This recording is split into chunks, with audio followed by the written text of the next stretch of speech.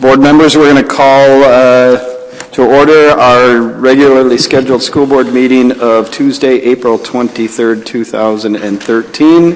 Member Murneke, please lead us in roll call. Member Cameron. Here. Member Johnston. Member Casper. Here. I'm here. Member Sligapunko. Here. Member Wasson. Here. Member Westholm. Here. Superintendent Gronseth. Here. Deputy Clerk Hansen. Here. Secretary Melinda Thibault. Here. Student Representative Caitlin Perch. Here. And Eric Thibault. Here. We have a quorum. Thank you, Member Murneke. Please stand and join me in the Pledge of Allegiance. I pledge allegiance to the flag of the United States of America and to the republic for which it stands, one nation, under God, indivisible, with liberty and justice for all.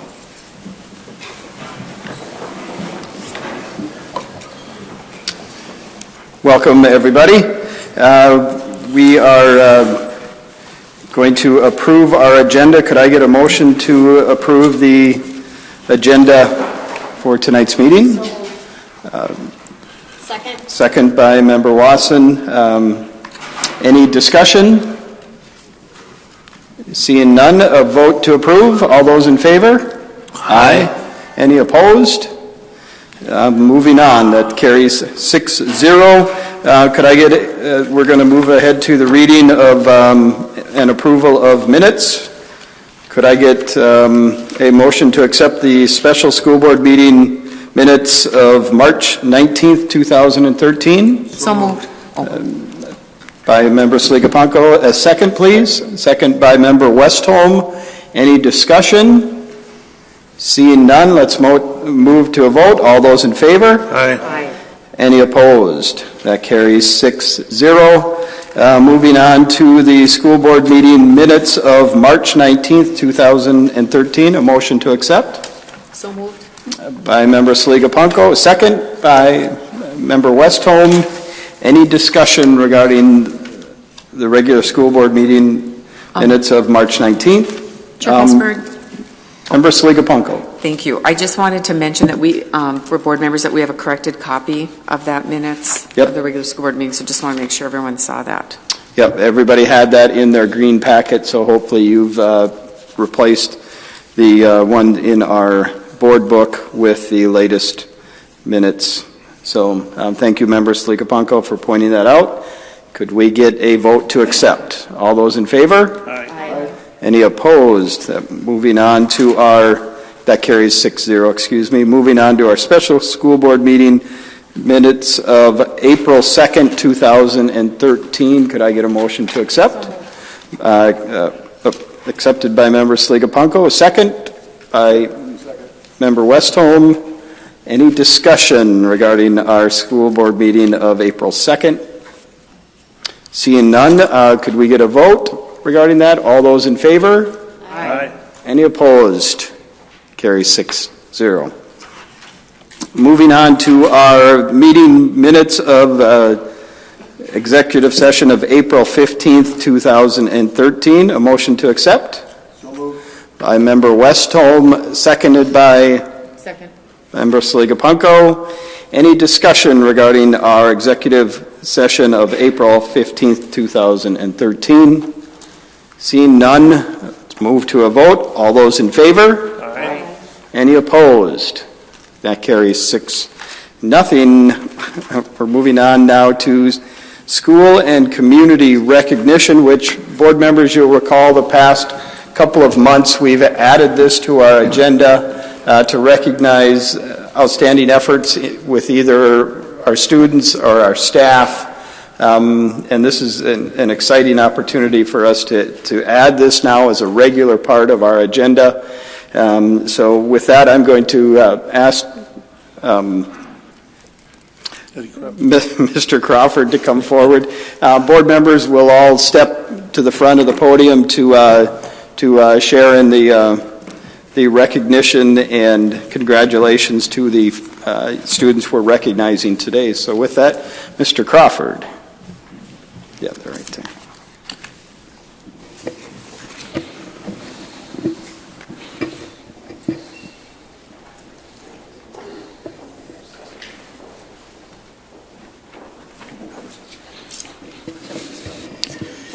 Members of the board, I am pleased to present 3 outstanding students for recognition this month. Clara Poirier, Kelly Popham, and Christine Karras have been named 2013 National Merit Scholarship finalists. The National Merit Scholarship Program is an academic competition for recognition and scholarships that began in 1955. High school students entered the program by taking the preliminary National Merit Scholarship qualifying test. This test screens approximately 1.5 million entrants each year. Students must have an outstanding academic record and be endorsed and recommended by a high school official. They must also submit an application that includes high school courses and grades, extracurricular and volunteer activities, and an essay. Only about 15 to 16,000 students advance to finalists. So congratulations to all 3 recipients for such a wonderful accomplishment.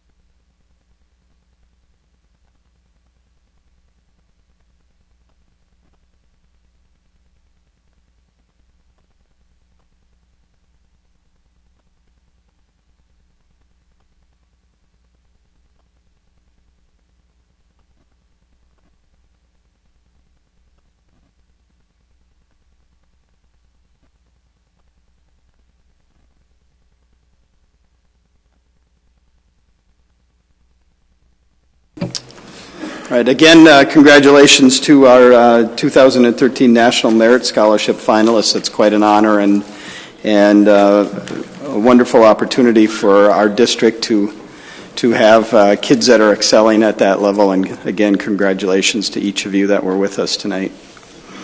Moving on to audience participation.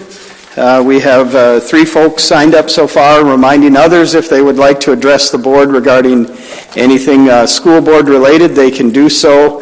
They'll need to sign their name at the podium here. We have some very simple rules. We ask you to be respectful and keep to your point and no personalization of attacks and things like that. So we have 3 folks. Our first speaker tonight is Lynn Gowert and Bob Grittal. I'm not sure if you 2 are speaking together or in. Okay. So we'll ask you folks, you have 3 minutes, can approach the podium. We'll share our 3 minutes. And we're both here with the same purpose. Lynn Ammerman-Gert, and I'm a parent of 2 Nettleton 5th graders and 7th grader at Ordine East, and teach social work classes over at UW Superior. Want to introduce yourself? My name is Bob Grittal, and I'm the Human Rights Officer in the City of Duluth, and tonight I'm here as a member of the Clayton Jackson McGee Memorial Public Policy Subcommittee to talk to you about our concerns for education.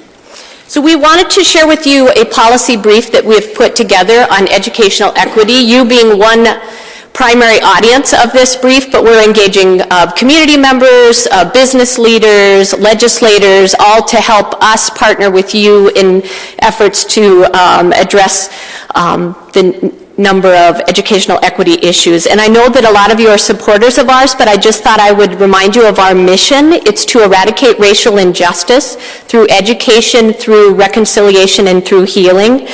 We're all aware of scores on standardized tests, graduation rates, suspension rates, and things that are confirming that there's a significant work yet to do in our schools for all kids. And we've made a lot of progress, but we still have a lot of work to do. So after a lot of research that we've done and a lot of really intense discussions in our committee, we've identified 4 primary policy goals that we wanted to share with you today, and I brought copies of our brief for you. The first is to support students by implementing a district policy that mandates the training and use of culturally relevant pedagogy, to support and retain students by modifying discipline policies to be connected to educational goals and to reconnect students to learning, which I know there's progress being made in that, to hire teachers who reflect the diversity of the students in the classroom, support American Indian students by implementing a district policy on language revitalization. We're encouraged by a lot of the work that you're doing and by work that other organizations like ours in the community are doing, but we all need to continue to invest our time and energy. We're a very large, diverse board. We have 17 board members, and we encourage you to keep partnering with us as we can help you do your work as well. For the last number of years, I've had an opportunity to spend a lot of time listening to voices about education and about the strengths of families and what's going on in our community. I've spent quite a few hours, not as many as you, quite a few hours in this room listening to various visioning processes and hearing the voices. And today, as I'm preparing my remarks, I cheated and I looked on your website to see the draft of the community vision for the Think Kids reports. And I strongly support the things that I'm reading in here, the engaging parents, family, and community. It's real clear in order for children to be successful in school that it needs the support of not only the educators, but it needs the support of the broader community, and it needs the support of us helping to strengthen families who are struggling with their day-to-day life in order for children to be successful in school. And I think the community needs to step up, and I'm offering the Clayton Jackson McGee Memorial as a partner in stepping up to engage the community to help bring more resources and energy to the efforts that you're struggling with every day. The focus for us, too, is closing the achievement gap, and we really want to support and encourage you to put the energy and resources that are needed in order to help close the achievement gap. We understand now that Minnesota has realized that it has one of the worst gaps between high-achieving white kids and kids of color, and now the new Commissioner of Education is making that a focal point. And we really encourage you to follow her lead and look for us to partner with you and see what we can do to work together. Thank you very much. Thank you, Bob and Lynn. Moving on to our next speaker, Michael Chelseth. Welcome, Michael. Followed by Lauren Martell.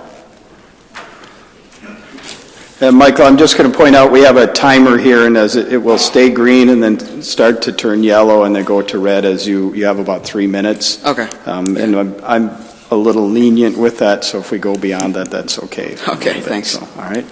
Welcome. So my name is Michael Chelseth, and I am currently a freshman at East High right now. And I came here to talk to you guys today about Zero Hour.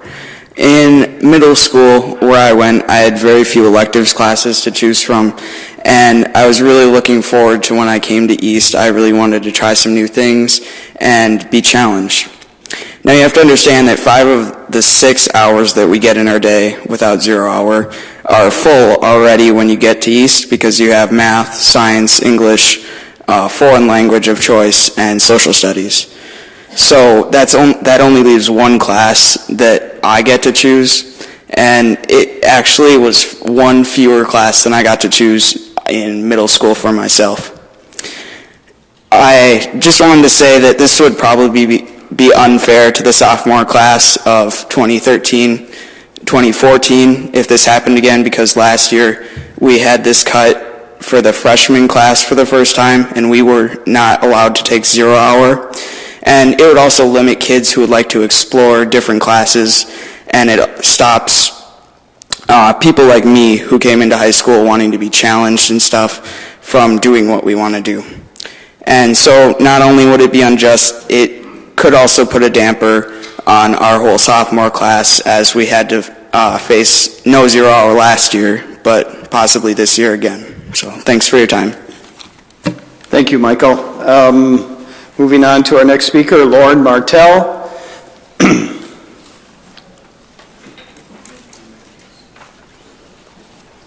And Member Cameron, could you also check at a... Good evening. Probably the only person in this room that misses the 4th District rep tonight, at least probably the only person up here. The media's complicity, especially the paper of record, in blaming everything under the sun, the economy, the state, unfunded mandates, even special education for the district's fiscal problems, is the primary reason many people in this town have yet to figure out just how badly the Red Plan has hurt education. Many have yet to understand just how badly they've been taken, how the good intentions of good people have been exploited for corporate profit. For swimming pools and garage buildings, we've now lost 170 full-time teacher positions since Dixon walked into this town. Curricula has been slashed, and class size is at an all-time high. The children who are benefiting most from the Red Plan are the sons and daughters of Johnson Controls stockholders. Thank you. Thank you, Mr. Martell. Member Cameron, any further speakers? Okay, that concludes our audience participation. Moving on to reading of communications and petitions. Board members, we currently have no communications to acknowledge at this point. So we're then moving on to Superintendent Gronseth and his report. Welcome. Thank you. Well, I was glad this morning when I woke up and realized that I wasn't going to have to call yet another snow day for this school year. It has certainly been a challenge this year, and I recognize that we have had 5 snow days. Believe it or not, 3 of them have been in April this year, all at times where the temperature a year ago was at 72 degrees. So to see all of the snow while we are beating some records, and I know that we can be kind of competitive about our winters in Duluth, so we can be proud of having the most snow. I am hopeful that our spring weather is going to come along, and that we won't have to be having conversations about snow days anymore in the early morning. And I do thank everyone for their understanding and their cooperation as we've dealt with a very challenging spring or winter or sprinter or whatever we want to call this. It's kind of a sprinter spring, isn't it? I also want to recognize the quality of teachers in our district is incredible, and the amount of care that our teachers bring into the classroom. And in a recent article, I talked about that, and that's because in the spring we start talking about the Goldfine Gold Star Teacher Awards, which will be presented during Teacher Appreciation Week coming up here. And, you know, it's amazing. In other countries, the focus on education is really on the basics, on the reading and the math, and we hear about countries who are doing so well on standardized testing, and where our scores might not meet theirs, yet their teachers come to the U.S., and we're lucky enough in Duluth to be host to some of those teachers from around the world. And recently I was visiting a school, and a class was working on mathematics, and I saw some kids with their hands up, and the teacher was going around to all the students. So I poked my head in, and the teacher, it was a teacher that I knew, invited me in and said, "Come on, get to work." So I was helping some students with their math, and I noticed that there was a young woman in the back, and she was crying. And I knew that it was a student teacher from South Korea. And so I went up to her and I asked her if she was okay, and then she really got emotional, and I thought, oh, I did something wrong. And I apologized and excused myself, but an administrator from South Korea was talking to me later, saying, you know, there was nothing wrong. It was that the teacher was so moved by the caring way that the teacher was talking to the students. And when you came up to her and were kind to her, it was more than she could take, and she just fell apart, and she had to excuse herself. But it's just testament to the kind of education we offer our children. Not only do we offer the basics in reading and math and science, but it's more about how we treat each other and how we care about each other. And I think that's really something in this whole community that we see over and over again, whether it's helping our neighbors unbury their car when the plow goes by again, or whether it's how we talk to each other in the classroom or in the workplace. And it just made me very proud of our teachers and our administrators and the work that we do. So thank you.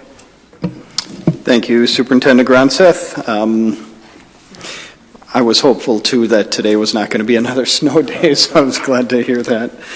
Moving on to our report of standing committees, our Education Committee report, Member Cameron. Okay, this is the Education Committee report for Tuesday, April 23rd, 2013. Informational items, alternative to suspension grant. Denville High School received a $20,000 grant from the Minnesota Department of Education to explore alternative school disciplinary practices that will maintain school safety while ensuring academic engagement and success for all students. Tanya Sconners from Denville High School, who's the Denville High School principal, was present to present this. It was very lively discussion, and it totally fits into what Lynn Gert and forget his name, Bob Grittal were just talking about. It's recommended that the school board receive this item as informational. And grant application, Edwin H. Eddy Family Foundation Grant. The Special Services Department of Duluth Public Schools, on behalf of the 16 district speech language pathologists, submitted a grant proposal in the amount of $19,674. If awarded, this grant will be used for the purchase of new materials, test supplies, and technology for children in the school district who have been identified as having very significant communication disorders. And these children do range in the age from birth to 21. This was also very lively discussion, and I'm very much appreciative of this grant. Item C is Regulation 3187-R, Internet Use Regulation. Revisions to Regulation 3187-R, Internet Use Regulations were present for informational purposes only. Members of the Student Policy Committee were available to answer any questions. D, proposed closed campus for lunch at high school. Administration is recommending that beginning with the 2013-14 school year, both Denville and East High School campuses be closed during lunchtime for all 9 through 12 students. At Crawford, Lori Knapp and Tanya Sconners were present to share information and discuss this recommendation, and is recommended that the school board accept and approve this item. Item 2 is action items. The first being the Duluth Chargers lacrosse team independent provider agreement request. It's resolution E04-133086 on page 17, which I will read right now, and that's for removal of it. Values, beliefs. No, that's not it. That's Think Like Kids. I think we jumped there a little bit between the acceptance of the lacrosse and the Think Kids resolution. I want to ask right now if I have missing information for this report, for the Education Committee report. Yes? That is reprinting the corrected report right now. Okay, so If it's okay with the board, why don't we, Pardon me?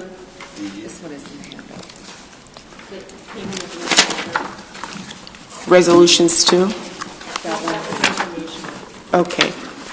Okay, so action items, I did the lacrosse. It's recommended that the Duluth School Board accept and approve, and so Resolution E 04-13-3086 is the purpose of ISD 709 and draft community vision document for Think Kids, which I will read right now, which is on page 17.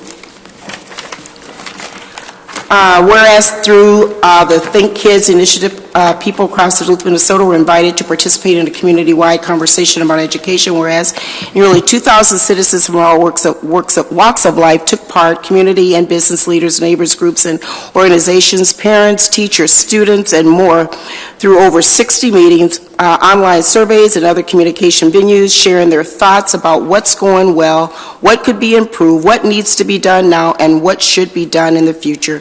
Whereas common themes have been identified throughout the Think Kids conversations that represent our values, beliefs, and priorities for the future, whereas overall our community value schools were educational excellence and a supportive environment provides each student with the skills and experiences they need in order to learn, grow, and be successful. And Duluthians recognize that strong schools are key to the success of our community.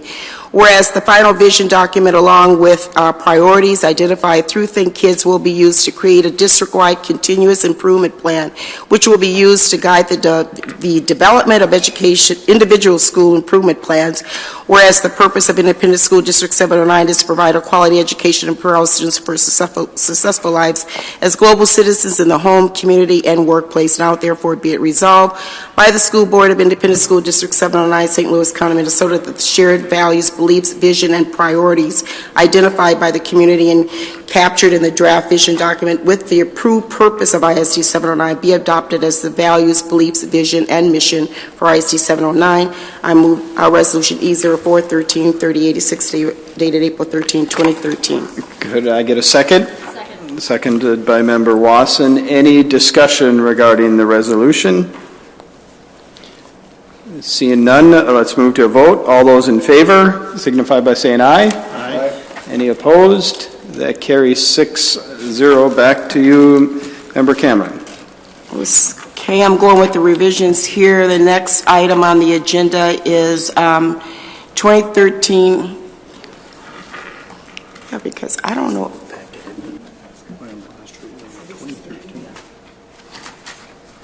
Thank you, Mr. Crawford. Thanks, Eddie. Can I just have a moment? Yes.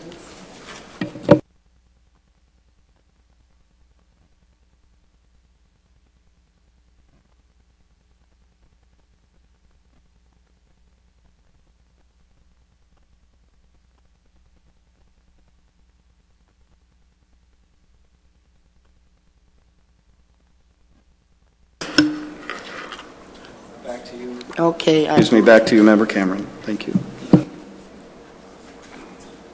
Okay, the next item on the agenda is 2013-14 Federal Head Start Grant Application. The Federal Head Start Grant proposal for fiscal year 13-14 was approved by the Head Start Policy Council and presented to the Duluth School Board by Pam Reese, who is the Director of Head Start, for review and approval. It's recommended that the Duluth School Board accept and approve the fiscal year 2013-14 Federal Head Start Grant Application. Policy 1140, Tobacco-Free School District, revisions to Policy 1140, Tobacco-Free School District, presented for the second reading. Members of this Student Policy Committee were present to answer any questions. They recommended that the Duluth School Board accept and approve Policy 1140, Tobacco-Free District, for the second reading. Policy 5085, School Discipline Policy, revisions to Policy 5085, School Discipline Policy, was presented for the first reading. Members of the Student Policy Committee were available to answer questions. It is recommended that the Duluth School Board approve and accept Policy 5085, School Discipline Policy, for the first reading. D is the 6140.10 co-curricular activities participation fees. It's recommended that the Duluth School Board accept and approve Policy 6140.10 co-curricular activities participation fees for the first reading. Resolution E04-13-3885, acceptance of grant awards to Duluth Public Schools. I'm going to find this grant resolution, which is on page 60. Just bear with me.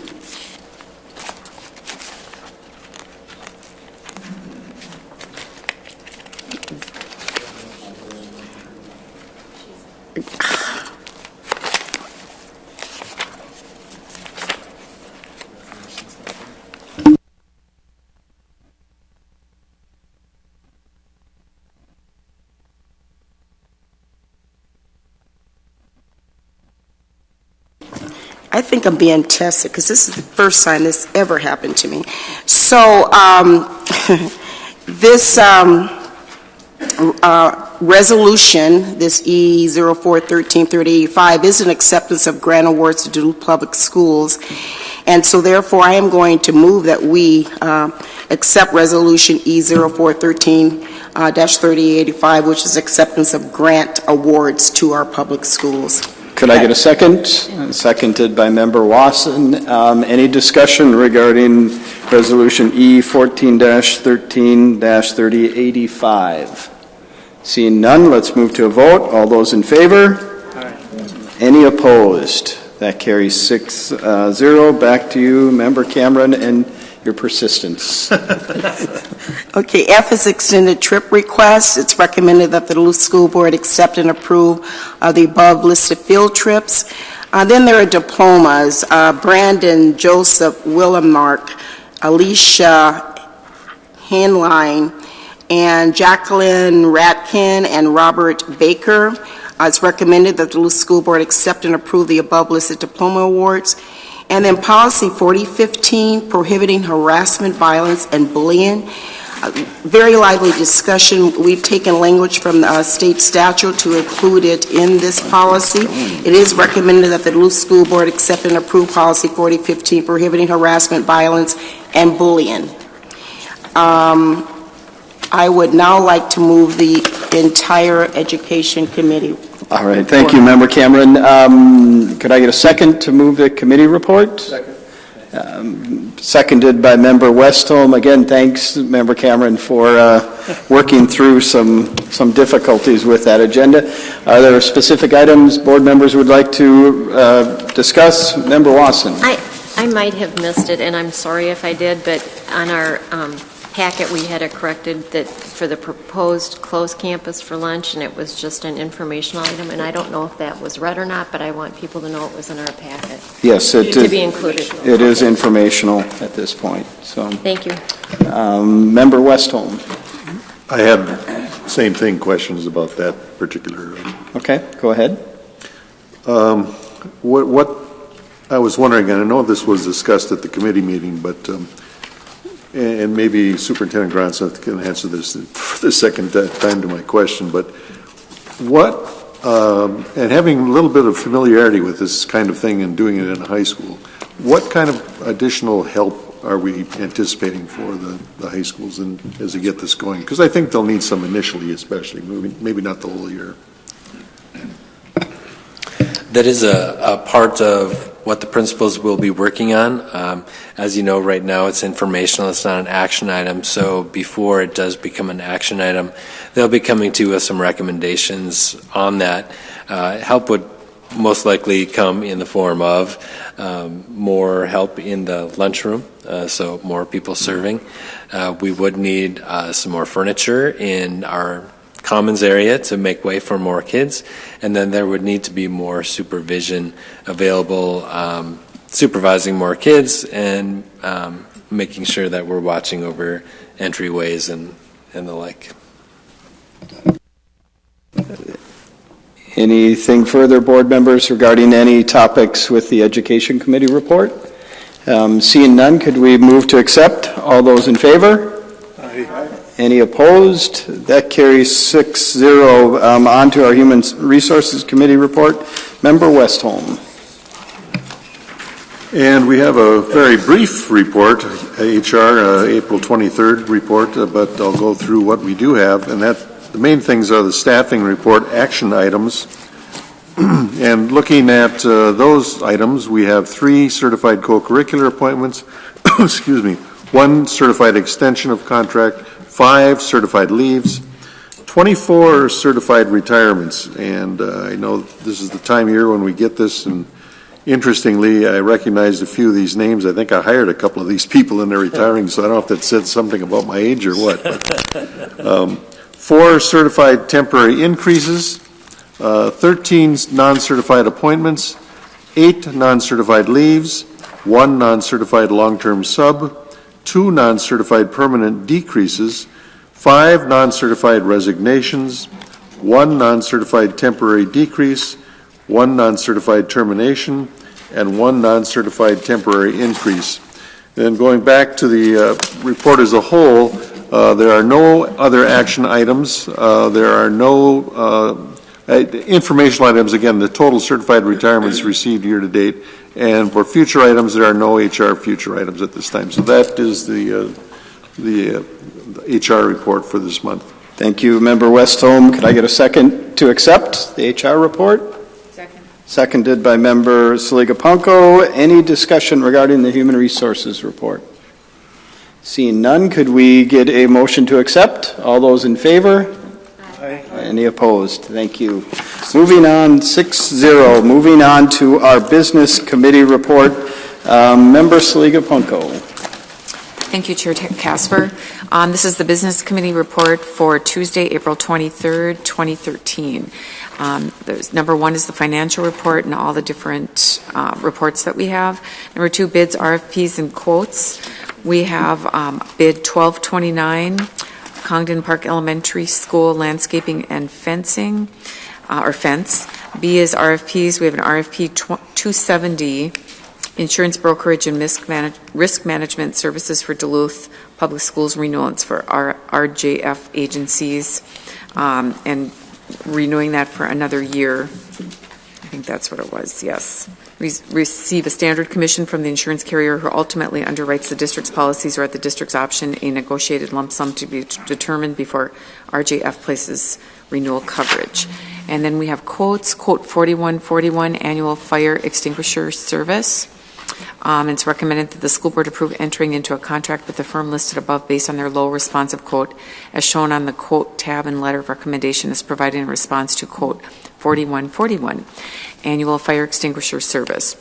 And it's further recommended that the Duluth School Board approve the 2 additional contract extension options through June 2016 if the amount is determined acceptable by the Director of Business Services and the Property and Risk Manager. And number 2 is quote 4142, annual refrigeration repair service.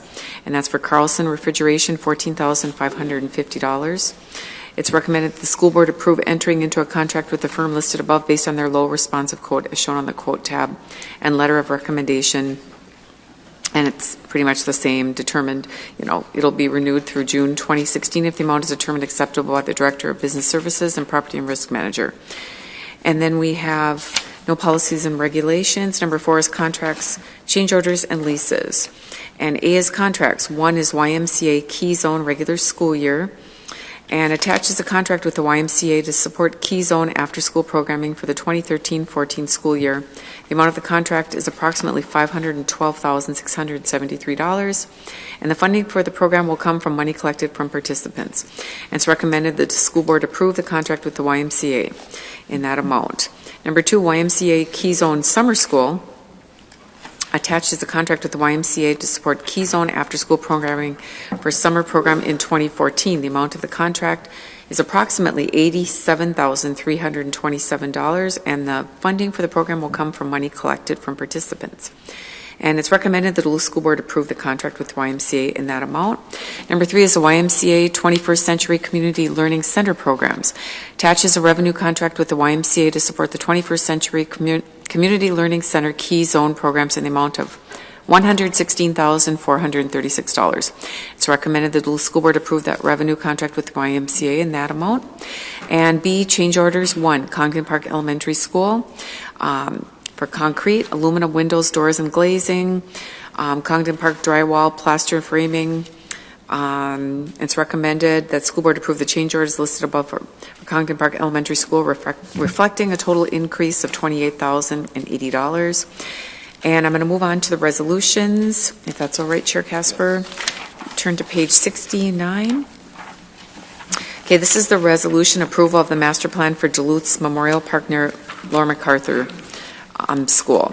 And it's a joint powers agreement between the City of Duluth and Independent School District 709 relating to Laura MacArthur School and Memorial Park, and subsequently executed such joint powers agreement.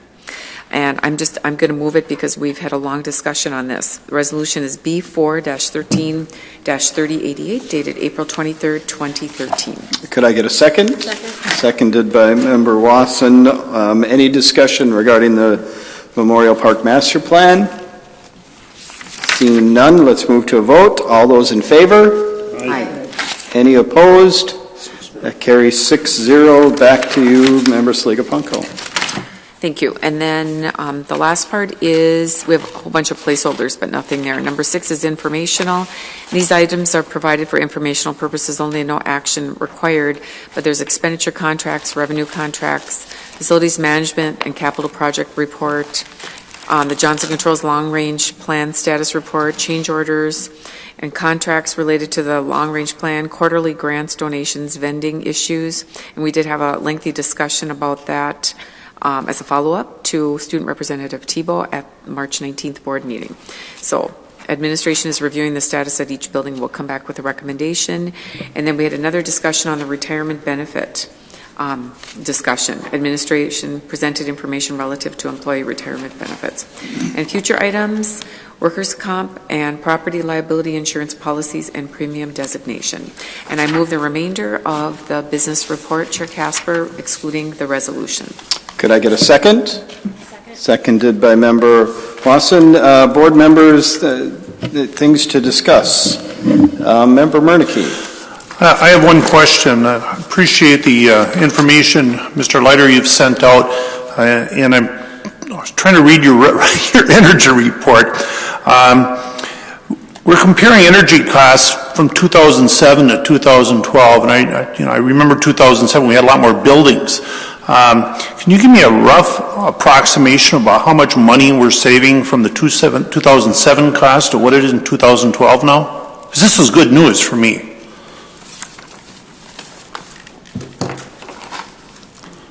Let's see here. There we go. Member Murneke, I have to apologize. I did not bring that report with me to be able to respond to you. If you've got it in front of you, I can confirm if you want to share those figures as you're seeing them, or. Well, what I Hold on a second, Murray. I'm sorry. Yeah, I was. We're having Murneke. technical problems here. Right, sorry. There we are. We were discussing this. I was talking about this with another member, and it seems like we've saved hundreds of thousands of dollars. We're saving hundreds of thousands of dollars comparing 2007 to 2012. I should have given you a heads up on this one, but it seems to me there's quite a bit of energy savings. When I said rough approximation, but you would concur that we're saving a great deal of money compared to what we were doing 5-6 years ago. Yes, Member Murneke, as it relates to some of the projections that were initially identified with our long-range plan, it appears we're going to be exceeding what was projected to be savings once the buildings that we are no longer planning to use are no longer costing us anything to heat and have some of those expenses. But even with them included in our energy report that you're referring to, I still think we're hundreds of thousands of dollars in savings being reflected. Good. That's good news. And to editorialize, I think the taxpayers of Duluth would like to see us sell Rockridge and no longer have to maintain it, heat it, secure it, and police it. And I'm hoping that we can work something out where we can sell the Rockridge property. All right, thank you, Member Murneke. Student Representative Thibault, yeah. I just wanted to do a follow-up on the vending machine, the item 6F, I think it is, or 6I. If we could have Mr. Hanson maybe respond to your question regarding that. Go ahead. Did you have a question? Do you have a specific question? Yes, sorry. I was just wondering, is that being looked into, or is there going to be discussion regarding that here tonight, or? Mr. Hanson. Yes, as discussed at the Business Committee meeting, we do intend to go out and do an audit of just what machines are in what buildings at this point, so we make sure that we're working off the most current information.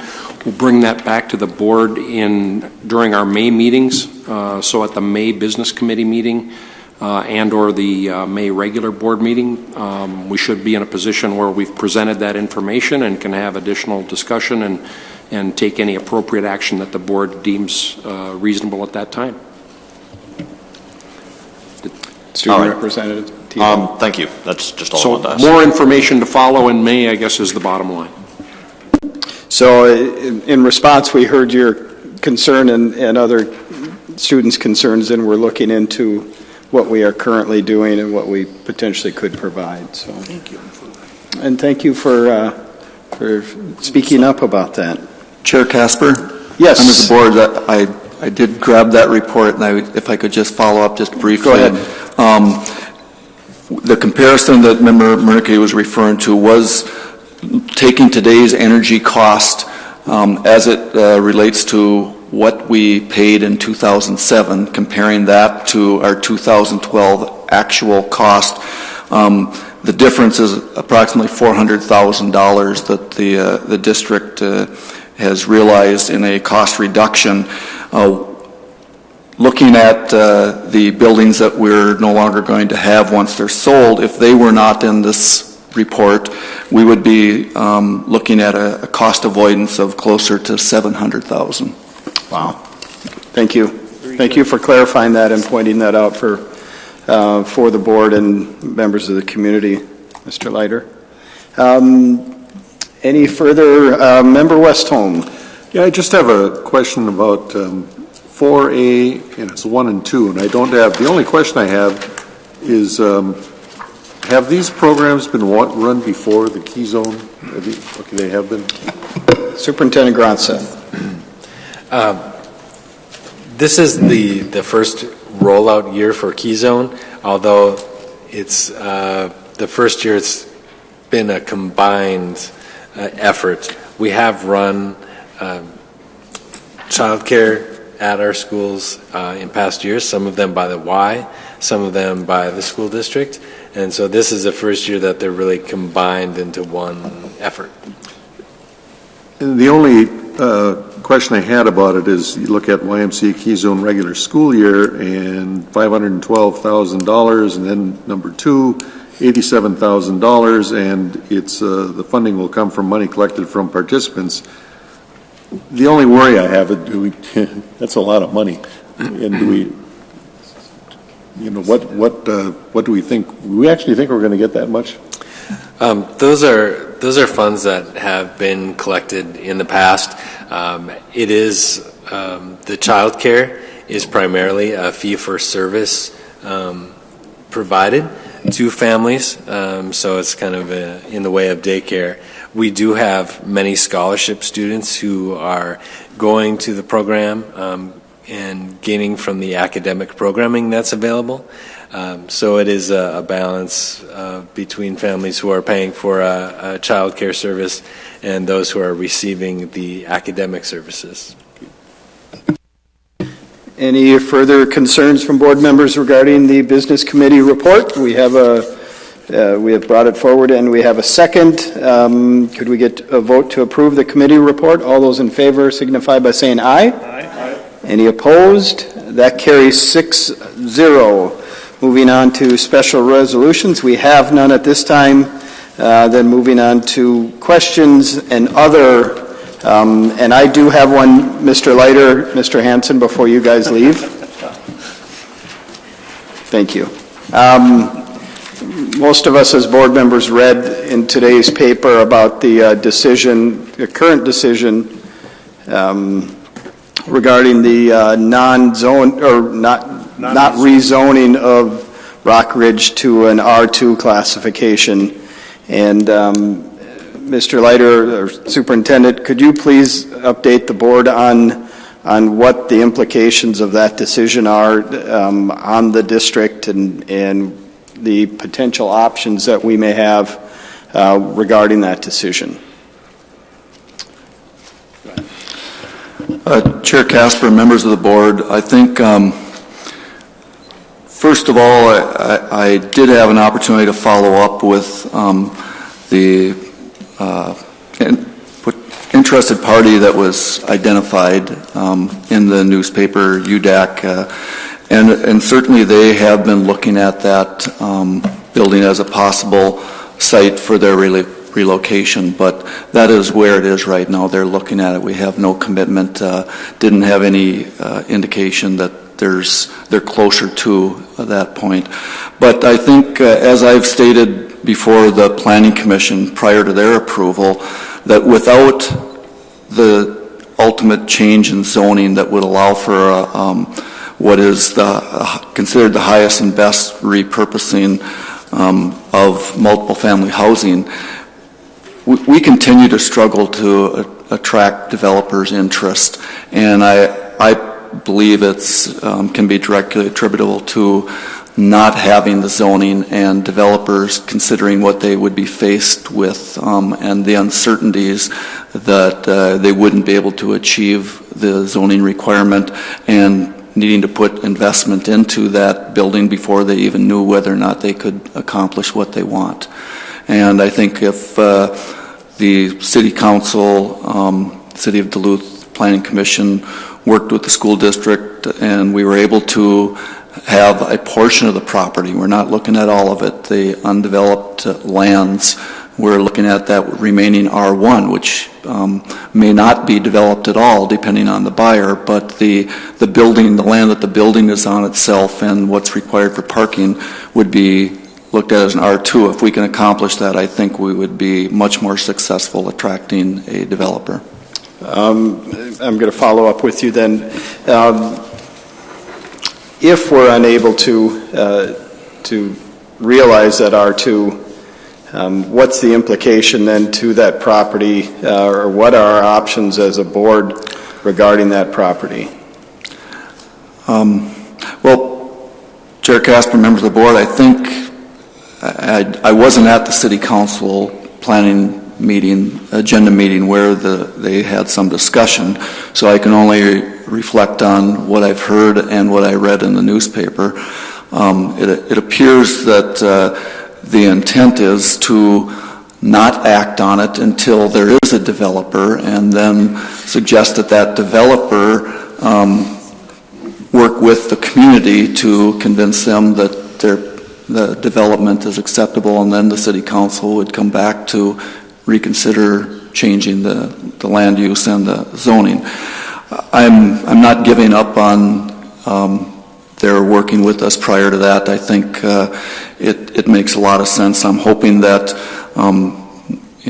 even after the Planning Commission meeting, talking to some of the residents that were there to speak to the Planning Commission, after hearing my explanation of some details that it appears they weren't understanding fully, they felt better about what the zoning, rezoning would provide.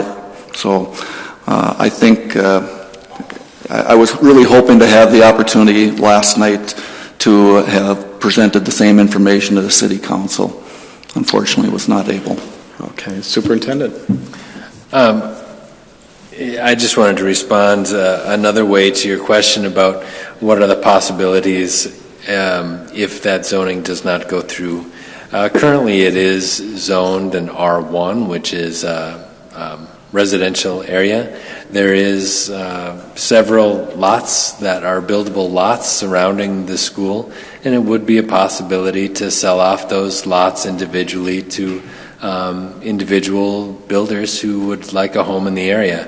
Unfortunately, that would deem the school building itself not as attractive because there wouldn't be the space around the building. Currently with an R1, the entire school could only be turned into a dwelling for two families. That's not realistic for very many people that I know of to turn half of a school into their home. So I am hopeful that we will be able to work towards an R2 zoning. without a developer. Certainly, if I were a developer looking at a school, I would want to know that if I was going to invest money into architecture and planning a building, that I'd be able to get there. But certainly selling the property individually is an option. Thank you. Member Murneke. Mr. Leiter, I want to thank you for all the work you've done in this. You have done, not only coming to board meetings, but you've done a lot of work with the city. Member Sligapanko and I were at the zoning meeting, and you gave an outstanding presentation. You don't need to hear this, but I thought you did well, and what you said earlier is correct, because I've had meetings with some other residents in that area, and they said that your presentation turned them to understanding the need for an R2. There are people who believe that it should be rezoned. We should know that. And I know the cost of heating Rockridge and maintaining Rockridge, securing Rockridge, plowing the snow, cutting the grass, is costing the taxpayers from one end of this town to another. And I think the taxpayers in Duluth would like to see us sell this property, and I'm hoping if there's anything I can do or anything we can do to get this rezoned, I'm more than willing to dig in and help out. Member Wasson. I don't know what else to say other than I'm really perplexed by this. At some point, I just don't see why the Planning Commission can't take a recommendation to the city councilors, and the city councilors work with the school board to better our community. This isn't something that has just popped up. We've known for 8 years that we were selling these buildings. I'm quite frustrated with the process, and I do appreciate, Mr. Leiter, your work on this. And I was grateful for one council member to understand the predicament that we really as a community are in. So I just want people to know that, we are doing our all to get this done, and I hope that the city councilors understand that they are needed in this. This is their vote, and it's important, and we've sold other buildings and properties, and I, for one, if I were selling my house, I'm not quite sure I'd invite my community to come in and see if those people are the right people to be in my house. So I don't understand the thought process. Thank you, Member Wasson. I too want to acknowledge Mr. Leiter and the staff with the school district in your efforts to move this project forward and to really work with the city to create an opportunity for somebody to do a meaningful project that is within their community and is a positive impact on the Rockridge community. So I want to thank you for your efforts. I know it's been many hours that you and other staff members have put into it. So thank you for that. Student Representative Tebow. Yes, I have a question regarding some of the concerns brought up about 0 hour, actually. I know last meeting it was clarified by the board that it was 0 hour classes are actually available for the next sophomore class coming in. And if that's the case, I think based on the information we've seen from the community this evening, that the schools aren't necessarily aware of that there might be some miscommunication or lack of information. Because, if that is the case, that the coming in sophomore class and aware that they actually have the ability to take 0 hour, I think that's a serious issue that needs to be addressed. Superintendent Gronseth, if you would like to answer that, please. Thank you, Representative Tebow. We have been working with the issue. I will continue to work with Superintendent Crawford, and we'll follow up. We have followed up, and we'll follow up again. And I understand what you're saying, and we, as board members, have heard that concern and are working towards addressing that. Student Representative Persh. Yeah, I think what he's trying to say, I've heard from, directly from teachers saying that sophomores are not allowed to take it, and I think it needs to be clarified in the schools that it either hasn't been decided yet or it's not just a clarification in the schools now or when it gets decided. And I'll just reiterate that sophomores can take 0 hour, and we'll work to get that message out. There does appear to be some confusion, so thank you for addressing that, and thank you, student representatives, for hearing the young man's concerns that was just before us at our board meeting. So, board members, just wanted to we have another thing, Superintendent. I know that at least one of the schools, a letter did go out to all parents, and I'll follow up to make sure that both schools does. Eric, I know that your school, all the 9th grade students did receive a letter. We'll make sure that Denfield receives the same, if they haven't already. How's that for a follow-up?